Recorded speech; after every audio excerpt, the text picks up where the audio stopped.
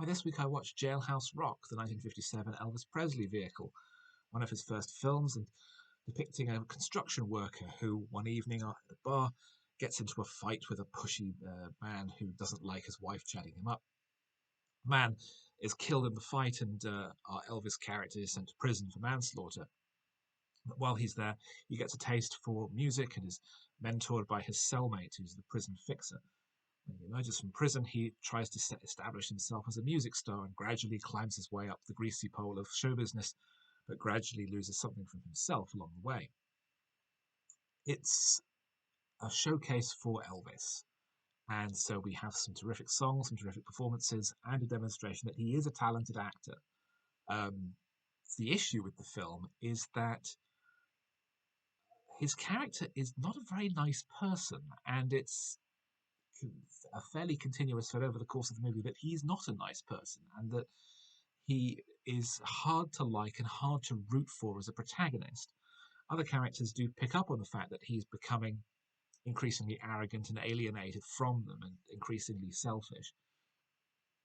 But because he's the viewpoint character, it makes the film harder to engage with. There is a turnaround towards the end of the movie, and he sees the light and decides to reinvent himself, which gives the movie a happy ending.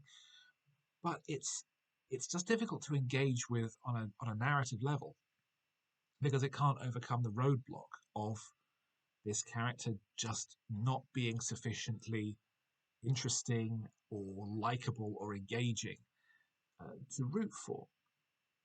There are some decent supporting performances, and the musical numbers are effectively staged. There's no sequences of people suddenly bursting into song, as there often are in some of these musicals.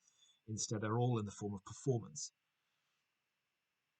So it's more of a grounded, realistic musical than before. The big Jailhouse Rock number being staged as part of a live TV special that the Elvis character is participating with. So it's a good film. It's an entertaining film. It's not especially long or dragged out. It doesn't wear out any of its welcome. But it is something of an odd artifact in that he's hard to like as a character, and he's Elvis. He's supposed to be the perfect charismatic man, but it doesn't quite work here. The film is overshadowed slightly, in fact, by the film's leading lady being killed in a car accident only a few days after filming finished. So Elvis himself never saw the finished film because it was too painful to watch.